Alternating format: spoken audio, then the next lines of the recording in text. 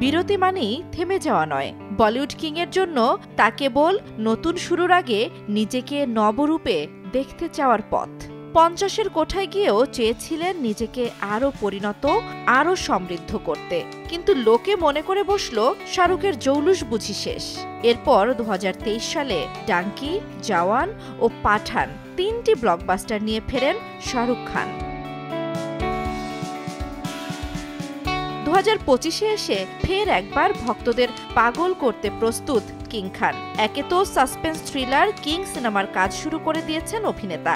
এসবের মাঝেই এক খবরে চমকে দিলেন ভক্তদের। তৈরি হতে চলেছে শাহরুখের অন্যতম জনপ্রিয় সিনেমা মেহুনার সিকুয়েল।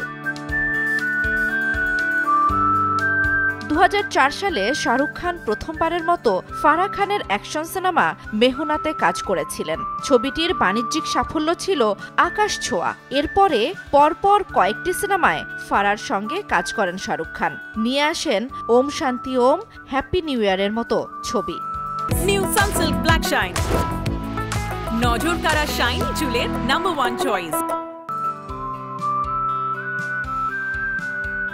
এবার শোনা যাচ্ছে বহু বছর পর ফারাহ খান ফিরতে চলেছেন নতুন সিনেমা নিয়ে, আর তার কামব্যাক প্রজেক্ট হবে মেহুনা 2।